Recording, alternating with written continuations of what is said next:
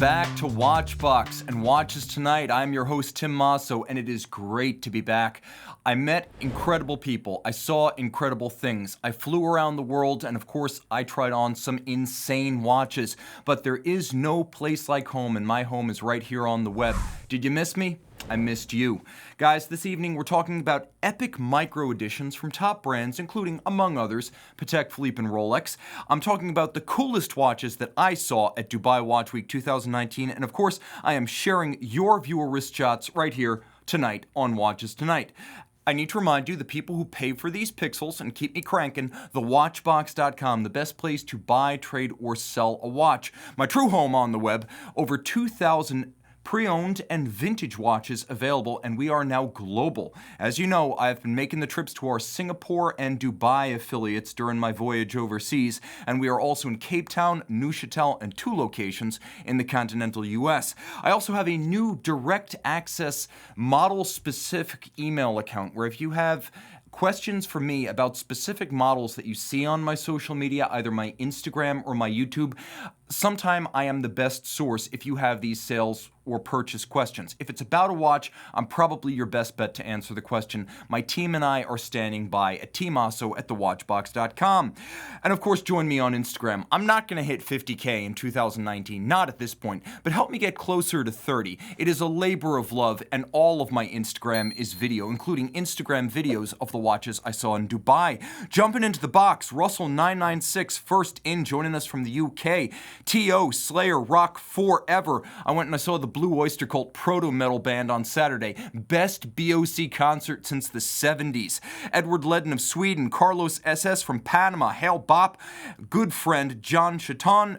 Russell, thank you so much. Your wrist shot features tonight on Watches Tonight. Speaking of which, viewer wrist shots. Simon H. spearheads our return with his Lang und Heine Frederick III at Betty's in York, England. Bon appetit. Russell K. keeps the UK hits pumping at the top of the pops with his Lange Datograph Lumen, an absolute beast.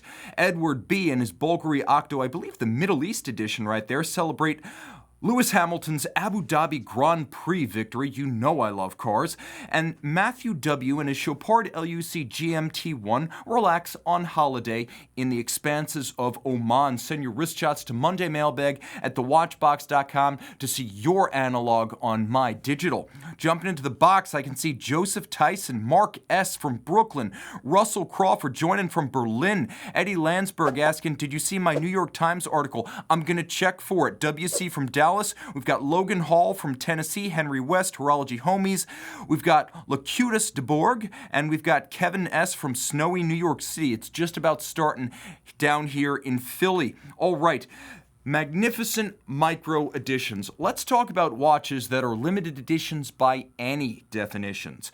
A lot of times, and this has to be one of the most frequent recurring questions I receive, people ask, how many is too many for a limited edition? And there is no fixed hard and fast number. It's down to your level of tolerance for perhaps seeing the same watch on someone else's wrist. That said, micro editions are truly limited, and I'm going to define them loosely as single digits to low double digits. Collectively, your chance of finding any of the watches in this feature, very low. Individually, almost nil, and that's why they're so much fun. Here are a few of my favorite micro editions throughout history. First, the Rolex Day-Date 1831. A special watch. Why? Because they only made 8 of them. They are individually numbered, and this is one of only 4 Rolex individually numbered limited editions. The other one's about the first 100 Datejusts in 1945, the 1964 Rolex King Midas before it was a Cellini, this model right here, and then the 1970 Rolex Beta 21 the first quartz, the primordial quartz. That will recur later in the show, but this watch, absolute stardust. 18 pieces, 39 millimeters in platinum, built between 1975 and 1977. Most of them went to very accomplished and very wealthy Middle Eastern collectors, some of whom would have said, "L'état c'est moi." Now, this watch is incredible because in a lot of ways, it's aged incredibly well. This is a watch that included Stella dials, so the rich lacquer that we generally associate with the 1803s. You can see the lacquer is more evident from some shots than others. It's a wonderful, lustrous, gleaming, glossy, and also, I have to say, remarkably colorful treatment for such a conservatively shaped watch. Then again, when you look at the dial and the bezel, you realize that conservatism wasn't really the theme of this edition. Now, the watches also featured some blue dial examples with integrated bracelets that are shockingly in step with 2019 tastes. I have to say, only the diamonds stand out as controversial by 2019 standards, and you could see that is a shape that is very much in vogue today. Now, the timepieces, of course, are hefty at about 300 grams with full platinum bracelets. And while tempting to compare them to the Rolex Oyster Quartz, if you look at that bracelet and then you look at the Oyster Quartz, you could see that these are not these 8 pieces, they're not simply mechanically powered versions of the Oyster Quartz. The mechanically powered Oyster Quartz were the 1530 and the 1630. The 1830 ones were their own case and bracelet shape that actually have a lot more in common with the 1964 King Midas, which was itself a 1,000-piece limited series. And I've got a picture of one of the white gold King Midas watches right there. By the way, this was the original boxed set porn collectible watch, as it featured a Hellenic-themed urn that came as the packaging for the watch. But you can see that bracelet, very similar to what we saw in the 1831. Patek Philippe. We are speaking of the Aquanaut Green, and not the one you suspect. Now, the 2019 Aquanaut Green, which is white gold, 42 millimeters, it's the 5168010. That 2019 Aquanaut is probably one of the straightforward, uncontroversial design triumphs from this year's Patek Philippe novelty collection. The Stern families did well with this one, but it wasn't the first green Aquanaut. That model launched as an unadvertised special order only model for the 2011 model year, and it's a tough watch to depict, as you can see from the photo, because its appearance shifts from vivid green to nearly slate gray, depending on the ambient light and camera settings. Now, technically, this is the 5167A-010. The model reportedly was built in a single run of 12 pieces, and again, not cataloged, not advertised, friends and family only, people in good standing with their Patek dealers. But it's a 40mm 5167A, which means that this 010 is also a steel iteration that marks it as preferable to the current 42mm white gold version. The size is better, the material is the purist's choice, and again, with 12 pieces built, this is scarcer than any white gold, blue, or green Aquanaut 42. Finally, the strap. Originally designed for the 2011 model, it is now the ultimate accessory for your standard 5167A Aquanaut 40, as you can order this if you're in good standing with your dealer, and I know Brian Goffberg has done exactly that with his 5167, accessorized with what I like to call the grenade strap, because it is military olive drab, and it's got that pomegranate style scoring that looks like a grenade casing. Okay, we're continuing the hit parade with some premium brands, including one that frankly has taken up too much page space in recent years, Audemars Piguet.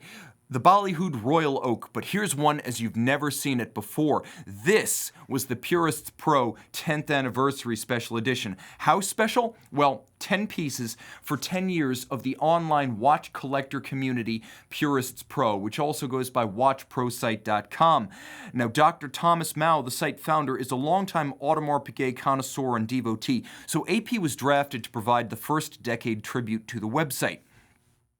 Basic details are eye-watering. Keep that image up, guys.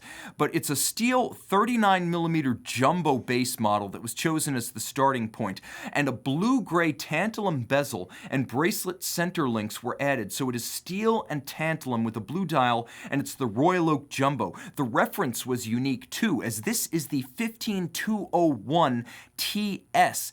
It featured the basic caliber 2121 inherited from Jaeger-LeCoultre, but This is the same movement again, the same base as featured in the original 1972 Royal Oak 5402, but the Purist's Pro 10th Anniversary featured reverse details including a 1 of 10 edition number, a P10 custom rotor, which you can see was specific to the model, and if you look at the movement just below, a fully hand skeletonized and engraved movement. So this watch featured handcraft, not just individual numbering, not just the tantalum components, not just the special rotor, but a special movement for a special watch to truly set it apart. Where are you going to find one of these? I have no idea, but I would think the watchprosite.com Collectors Market Sales Forum is probably the place to camp out if you want at least a fighting chance of grabbing one when it comes up. All right, jumping into the chat box real quick. I can see Tom Kong, Royal Oak again, AP has nothing else. Well, this is one from a few years back, and I'm giving them credit because it was only 1 of 10. I can see right here we got Friendly Normie saying, welcome back, Tim. Thank you, Friendly. And I see Jeff right there. I plan on getting the Breitling Aerospace Evo or Omega X33 for someone who travels a lot and will use it as a daily watch. What do you think? I think if you want a more collectible watch with most of the functionality of the Aerospace, you want the Omega X33. Try to get one with the D series movement from the second run of the first generation X33. Then you've got the most collectible version that also has the thermocompensated movement for the most precision and the most technical refinement. And again, if you're going to get an X33, get the first run second series, because the original X33 is now a collectible watch in a way that no Breitling Aerospace or X33 Skywalker or Z33 will ever be. So go with the X33, and if you want to know how to set it, I've got a video for that. Also right here, we've got Amin Reviews saying, amazing to hear of steel being considered more precious than white gold. In the sports watch market right now, that is the rule, not the exception. Timekeeper joining in. Aaron Walker saying, finally made the live show. Thank you, Aaron. Got the update. Hey, Tim from Los Angeles. Thank you for joining me from the USA's great left coast. All right. I have Gman064 saying, missed hearing your reviews. Well, the reviews continued to publish, but I am back at full force on Watchbox Reviews with the Watches program, the survey on the table. That is back this week. Mark S., in response to Brick Lane, I could see Brick Lane saying, in response to Mark S., I had my name on a list for a while. That's the way with a lot of steel sports watches these days. And Matt Parker, thoughts on the Tudor GMT? I like it. I like it a lot. I think it's a good watch. I would say that's one to buy new because realistically, there's not much of a difference between pre-owned and new right now, so you may as well get maximum warranty and the latest spec of the movement, because the earliest examples did have some quirks. The dates would change at the wrong time, and that had to be warranted. And then right here, we've got Ruben LYM. Hey, Tim, you were in Singapore? I was in Singapore, and I'm going to be coming back. Our shop is at Nian City on Orchard Road, and I will be making a return tour in the future. Looking forward to seeing you. Okay, jumping back to our regularly scheduled program. Officine Panerai. Didn't expect to see them? You probably should. This one is the Luminor 1958 days PAM 267.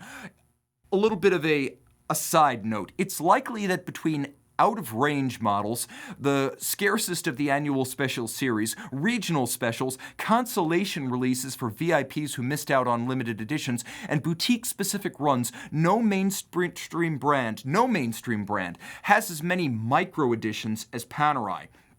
Now, the 2005, a little bit more background. The 2005 Panerai PAM 203 Luminor 1958 days created a mad dash to secure one of Panerai's only ever true Patek-style application pieces, for which approval from CEO Angelo Bonatti was necessary before you would be allowed to pay the $20,000 that the watch cost new in 2005. Now, it was so hyped that immediately after, this 47mm stainless steel Luminor 1958 days became a $100,000 watch on secondary markets. It's come down a bit.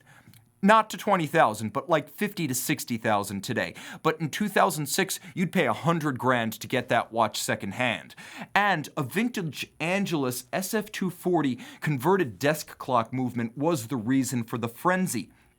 It was a new old stock clock caliber from the same era as the wristwatch calibers made by Angelus, of the same 8-day duration that went into the Panerai 1950s era combat watches. And Panerai in 2005 made the case that this PAM 203 was the successor to the Rolex-powered 1997 PAM 21, the 60-piece platinum radiomir that was basically a new build 3646, and that's exactly what it looked like with the display case back. So Panerai claimed the PAM 203 was basically like a new build 1950s Panerai model 6152 Italian Navy standard issue, and that's the 6152, the design we today call the Luminor. But those who missed the 150 pieces of the PAM 203 had a fallback, call it a trap door if you will. And Angelo Bonatti, Panerai CEO, until very recently the only ever Panerai CEO for the watch brand, placated his friends and top clients who missed out with the 6-piece limited edition PAM 267. It has a darker dial than the PAM, and there with the special series certificate, 6 pieces. It has a darker dial than the PAM 203, and it doesn't have the 8 days patent logo on the dial. It's a little bit more stripped down, and many would say more discreet and tasteful. So if you want the big prize Panerai 8-day, this is it, short of a vintage 1950s 6152. Okay, a bit of a controversial watch now, shifting gears and moving towards my Dubai Watch Week content for the show. The Laurent Ferrier Tourbillon Grand Sport of 2019. Few 2019 models inspired more controversy per unit than this 12-piece 44mm stainless steel limited edition. Why so controversial? 3 main reasons, really, and they're all pretty common sense. You can see where the critics are coming from. The watch is huge for a Ferrier at 44mm in stainless steel. It definitely feels like they're playing to the Royal Oak Offshore crowd. And perhaps that's not all, as number 2, the watch looks exactly like lately voguish models, and you could see the family resemblance. I could say it's not even family resemblance because these two are originals and the Ferrier followed by a couple of decades. Finally, the $185,000 price of the Tourbillon Grand Sport left some people simply breathless, as this is a shocking price, even by the standards of the current frenzied steel sports watch market. Okay, in its defense, this is a watch that I saw at Dubai Watch Week and I liked it a lot. The dial of the Grand Sport is appealing with its crosshair layout, its simple 3 hands, no date, a lovely gradient from the center to the outer edge, and handsome white gold appliques with a peach-colored superluminova that just works. But certain critics have declared, if we stay on that shot for a moment, and also jump back to the original, that the first Laurent Ferrier sports watch doesn't have a true winning angle. It's a bit oddly proportioned because of its sheer size. Well, in contrast, and again in its defense, every angle of the movement is extraordinary, and that's just getting started. The Tourbillon is case-back mounted and discreet. You can't see it from the front of the watch.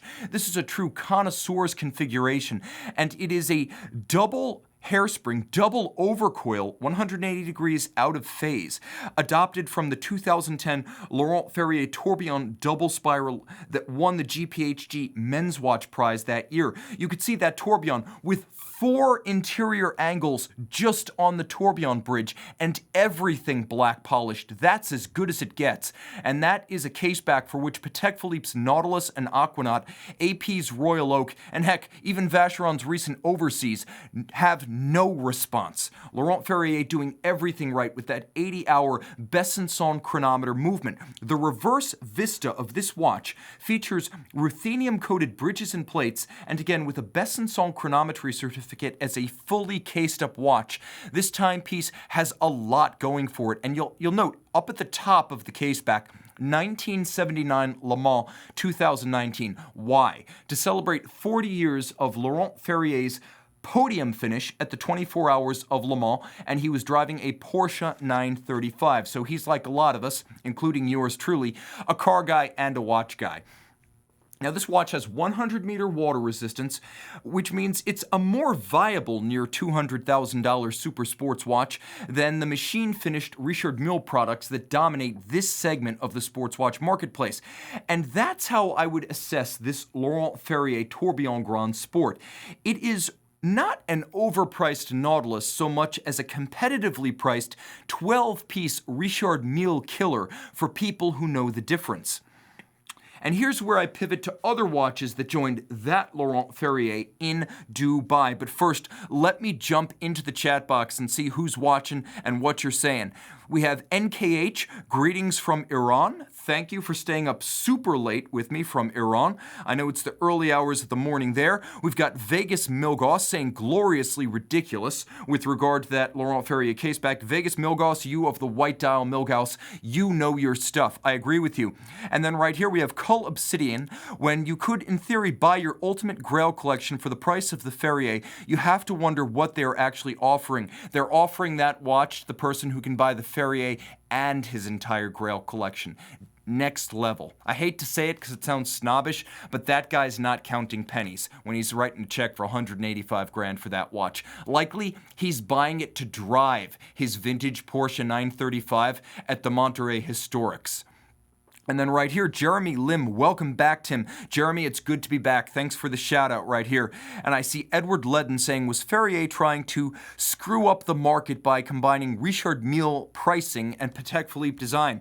Possibly, but with only 12 pieces, I think they'll all find warm and welcoming homes. And then right here, Cull Obsidian, and again, $185,000, and it doesn't even come with a bracelet option. True, but then again, I appreciate the strap, and that's probably how I'd wear mine. And then, just to share the sentiment, there are two sides to every debate. Cull again saying, God, that Ferrier is ugly like the worst of 70s watch design. There's a lot of 70s watch design these days, dude. It's not your era. Okay, and then let's jump right to the bottom, and we have Brick Lane saying 5015 Grand Dot is a gem of a piece. I let it go as I preferred a smaller case size. I don't wear anything larger than 39 millimeters usually. We all have one that got away after all. Okay, we're up to 241, which I consider a good live audience for a show that's been AWOL for an entire month. Jumping back into our regularly scheduled program, I want to promote a giveaway we've got. It's our last raffle of the year. We are giving away a Rolex Explorer 2. This is going to be your 5-digit Explorer 2 Polar. So you got 16570. We're giving it away. The eligibility period is until December 29th. The midnight of December 29th will be when the entries close, and I will pick the winner on Monday the 30th on my live show. Yes, I will be broadcasting on Monday the 30th. You got to be in it to win it. Link in the description. Viewer wrist shots. Corey and Jan sport Blancpain 50 Fathoms Bathyscaphe and Tag Heuer Aqua Racer Seaside in Fiji. Robert G and his Grand Seiko SBGA 375 spring drive with 44 GS Zaratsu finished case, style in the sun. Love that blue dial. Eric M and his AP Royal Oak 15500 enjoy a sunny day on vacation in Israel. The low-lying Holy Land serving as a wonderful backdrop. Michael C is the man with this comprehensive Oris Jazz collection. Send your wrist shots to mondaymailbag@thewatchbox.com to see your pieces on my pixels. And now for our main feature, or at least subjectively, my opinion of the main feature, because this is equally weighted. We had quite a few micro editions. The most exciting watches I saw at Dubai Watch Week. Some of them are new, some of them are old, but almost all of them are milestones for the industry as a whole or for their respective brands, starting with a vintage Rolex that took my breath away. The Rolex 5100 Beta 21 of 1970, seen on the wrist of a true Rolex scholar. The Rolex Beta 21 was Rolex's first quartz, featuring Switzerland's first series production quartz watch movement, and again, one of only 4 numbered Rolex limited editions. I mentioned that earlier in the show. You've now seen 2 of them on this program. All examples were in precious metal, either white gold or yellow gold. So that's white gold right there. 39 millimeters in white gold and full bracelet. This was a very substantial watch for 1970. And if an integrated bracelet, 39mm sport-style timepiece. Sounds familiar. There's a reason for that too. Family resemblance much? You better believe. Now, the Beta 21, developed in conjunction with CEH, was a collaborative undertaking, which is why you'll see it in everything from Patek Philippe to IWC. Heck, you'll even see it in Bucherer-branded store-brand watches from the 1970s. But it works nothing like a modern quartz watch, as it starts at 8,192 hertz, and then a 14-circuit step-down system reduces it to 256 hertz, which means the quartz watch actually winds up with a heartbeat. It sounds like an Accutron against the ear. It sounds like a little bit of a hummingbird, and it has a smooth, sweeping hand that is nothing like a modern quartz watch. Again, the only comparison is the Accutron. So this is a watch that has a lot of soul and rarity. The owner of this watch confirmed a long-standing rumor that the timepiece, the 5100 reference, was Gerald Genta's only Rolex commission, and adapted later on for the oyster quartz, it lived into the 21st century. Now, this watch left me awestruck for its rarity, its significance, and its condition, the stuff of dreams, and yes, quartz-powered. And then we see Loy saying, if only Rolex still made that bracelet. Note, guys, that is not the oyster quartz bracelet. That was unique to the 5100. Bear Clooney Watch is saying, this is perfection. David Lee, bracelet is stunning. Alvin saying, stunning bracelet. And then right here, we've got Bear Clooney Watch is also opining that Rolex is king. It is the name that transcends the watch space. And then finally, right here, we've got Aunt G asking, do they have a Chick-fil-A in Dubai? I didn't check. I didn't check for Chick, so I don't know. But I can tell you they had an Aston Martin dealership, and I spent considerable time there. Okay, jumping in. Russell Crawford, stunning Rolex. Man, that bracelet is it, and I agree. Alvin A.W. saying, quartz can be a horology timepiece too. High horology. My collection always includes luxury quartz. His Breitling. Now, jumping back into the watches that stole my heart and took away my breath at Dubai Watch Week 2019, Moritz Grossmann, the independent, founded by a Longa watchmaker in 2008, Christine Hutter, created the Hamatic for this year. Now, this is probably the coolest automatic winding system of the last couple of decades. It is a 41mm precious metal bumper automatic revival with high horology execution. But first, go back to that last shot. Look at those needle-like, handcrafted, fire-annealed hands. They are almost the quintessence of dust, and so beautiful in a violet brown that you get by firing them for only a few seconds.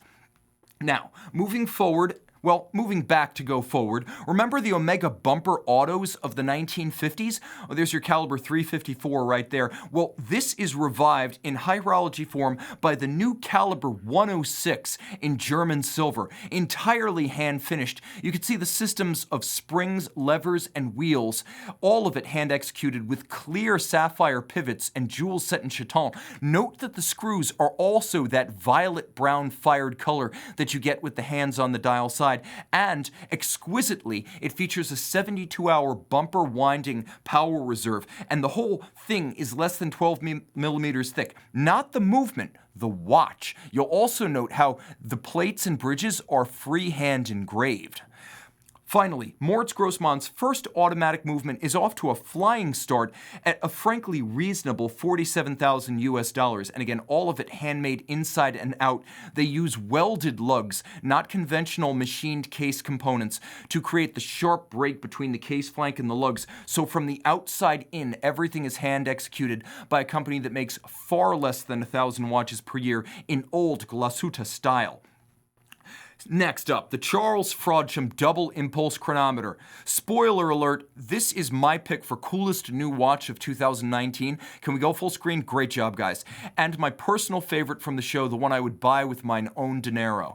So, a porcelain dial. Take note, made in the UK with fired steel. You can see that same lovely violet that comes when you fire steel for less time than necessary to make it blue. You can see all of the numerals. You can get Roman or Arabic are radially arrayed with feet set into recesses in the porcelain dial, which is made of zirconium oxide, or basically ceramic material. All of it crafted in the UK with a magnificent double barrel, double movement 2 mainspring barrels, 2 drivetrains in parallel, and a double direct impulse escapement descended from the Breguet natural escapement, directly descended from the George Daniels double barrel twin train double direct impulse system with consultation to make it all work from British watchmaking great and deep cut fan favorite Derek Pratt. You can also see there's a little power reserve index just above the spectacular tri-spoke balance bridge, and you can see just below the bridge the double escape wheels that directly impulse the balance,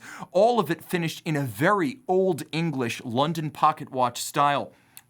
This is a watch that is otherworldly in its details, but very traditional in its spirit. 42.2 millimeters in various golds or steel, but I say go big and get it in the signature 22 karat yellow gold with which this watch is exclusively offered. It has a lovely intensity that you won't find on 18 karat. Production amounts to 10 pieces per year, all of them excruciatingly handcrafted by Frodsham. Around $80,000, but you do get what you pay for. And the first 2.5 or so years of production sold out. Brand chiefs Richard Stenning and Philip White are awesome too. They love watches as much as we do. They're true believers and they are lifers in the watch industry. And they took me aside and talked about marine chronometers, tourbillon pocket watches. They showed me one of their 1880s marine chronometer pocket watches with a detent escapement and a fusee. These guys are into it in the same way we are. We always wonder, do the people behind the brands love the watches as much as we do? When you buy a Frodsham, the answer is an unequivocal yes. Okay, we're going with a big brand, but its smallest label. You know Chopard, you know Louis Ulysse or LUC Chopard is smaller, manufacture movement, high horology, and then within the Chopard empire, the tip of the iceberg, the tip of the spear, I should say, is Chronometrie Fernand Berthoud. And this is the FB1R6 regulator. Can we go full screen, guys, with this one? This is a Zin, like my Zin Easy M11, but this is a Zin for 1%ers. It uses the same carburized or carbon-diffused steel as Zin tegamented cases, which means you cannot scratch it with construction nails or sharpened razors. It is a truly indelible and, because it's metal, fracture-proof case with a to-die-for regulator dial. Now this watch is also a GPHG double laureate, as the basic FB1 movement won the Aiguille d'Or back in 2016 in the first version of this watch, and mechanically it is unchanged. But this year, with the regulator model, Fernand Berthoud has won the Chronometry Award at the GPHG. So again, double decorated, 53-hour power reserve, manual wind, fusee constant force with a stopworks and a tourbillon, exquisitely oversized and slow beating at 21.6. You can see the fusee and chain, and a COSC certified Swiss chronometer with a power reserve, one of the few ultra haute de gamme tourbillon watches that actually puts its money where its mouth is and goes for a chronometer certification. Roughly $242,000, but rather than considering this an expensive Chopard, I consider it an affordable Grubel Forsey, because the watchmaking, the finish, the engineering, it is all on that level, and it warrants that comparison, as Grubel makes 100 to 120 watches a year, and Fernand Berthoud is making about 30 pieces of all models of this awesome lugless watch per year. 44 millimeters, but it wears like a 40. The most comfortable 44 I have ever worn. Jumping into the box, Cull is saying, okay, that's practically pornographic. Right here, we've got Benjamin B saying, what a movement, gorgeous. And then right here, Timekeeper saying, that is just wild. Thomas Burnett, boom, with extra O's and extra exclamation marks, and I agree. Right here, we've got Lucien D joining from Bucharest, Romania. Thanks for staying up late in continental Europe to join me. And then right here, Bear Clooney saying, in response to my comments about Charles Frodsham and its corporate fathers, Stenning and White, when you genuinely love watches, it shows. I love two things like, well, I don't know. They've given my life purpose and given my passions direction. Cars and watches, and I'm always in the market for my next one in both respects. That's why I love when you send your watches and wheels wrist shots to me. Okay, jumping back into the box right now, Brick Lane saying, I do prefer alternatives and independents right now. I'm very keen on Moser. Stay tuned, Brick Lane, because Moser is coming up shortly. Okay, speaking of Grubel Forsey alternatives here, there's always the original. This is the Grubel Forsey handmade one, and it was the coolest Grubel watch at the show, and probably the coolest Grubel watch ever. A little bit of background. The Naissance d'une Montre project with Philippe Dufour and watchmaker Michel Boulanger recreated the handcraft necessary to build a watch from scratch using only 18th and 19th century tools and techniques. Now, Michel does not work for Grubel Forsey. He's teaching what he learned as part of the project. So Grubel Forsey insourced all those recovered tools and techniques and decided to build a handmade watch. This is the result. Now you might ask, aren't all Grubel Forsey watches handmade? Well, no. They aren't. Most ultra haute de gamme watches, including Grubel Forsey watches, feature an automated pre-production process in which a great deal of CNC computerized milling and electro-spark erosion is performed to create the raw parts before they're hand finished. This saves an enormous amount of time, and for some ultra-precise components, such as the tourbillon carriage, features like the hairspring, the balance staff, all of this has to be done manually when you remove the automated pre-process, with the result that Grubel Forsey, with its 100 employees in Le Chaux-de-Fonds, can make 100 to 120 of its usual extensively handmade and hand-finished watches per year. But of the handmade one, they can only make 2 to 3. And they're not promising 3 per year. The result is a watch that costs $800,000 because it literally takes that much time and effort. I recently read that Aston Martin Work Service rebuilt a DB3 race car that needed a new handmade body and an engine block and a cylinder head, all created from scratch, 50s components. That car took 4,100 hours. This individually takes 6,000 hours to create, which is why I think the price is fair. This is buying a house because they're building a house with the same excruciating time and process for your wrist. Now, jumping into Moser, a brand I love, one of the hottest independents of the moment. They rarely misfire, and this watch is no exception. H. Moser & C, about 1,500 watches a year. This one, a series of 100. One in rose gold, or red gold, I should say, 5N, and one in steel. It's the Endeavor Perpetual Moon Concept Aventurine. 42 millimeters in steel or rose gold, your choice, 50 pieces of each. True Aventurine dial here. This is not aventurine glass like you'll find on many watches. For example, the Longa Saxonia Thin Copper Blue, that is aventurine glass, synthetic. This is the real thing, a piece of aventurine quartz with the mineral deposits that create the image of a bottomless cosmos, glossy and gleaming and ageless. It will never oxidize, it will never tarnish. Perfect for a moon phase watch. The effect in person is shocking. This is rare beauty, and I saw the blank for this dial. It is wafer thin, delicate handcraft at its best, and this is German-Swiss watchmaking, proving it is just as emotional and soulful as anything you will find in Geneva or the French-speaking Watch Valley. And that's just the beginning. You get an automatic 7-day Moser caliber 801 built by Moser and its subsidiary Precision Engineering. You can see a case-back power reserve, twin mainspring barrels with jewels set in screw-fixed chaton. The 7-day power reserve is chronometric. The actual runtime is 9 days. Full balance bridge and free sprung. Precision Engineering creating the 14-karat gold low friction movement, the hairspring with an overcoil, and the balance wheel. All of that is made in-house by Moser. Note the double-crested Côte de Genève and the extended swan's neck style pocket watch inspired click spring next to the ratchet wheel. Is this as good as it gets? You better believe. It has a 1,027-year adjustment interval for that moon phase. This is as good as it gets, guys. A glorious caseback, but rarely for Moser. This one's all about the dial side. Okay, reading from the chat, I can see right here. Oh, Bud saying, I want a Moser. Super Steel AK saying, oh, that's steel. Love H. Moser & C. Bear Clooney Watches asking, rhetorically, does anyone make better dials than Moser? Between the Lagoons, the Burgundies, the funky blues, the gradients, I don't know that anyone does consistently make better dials than Moser. They have a bit of a monopoly on dial craft right now, and because they boast they are 95% Swiss made, they go so far above the basic requirements for Swiss made labeling, you know you're getting that for which you paid.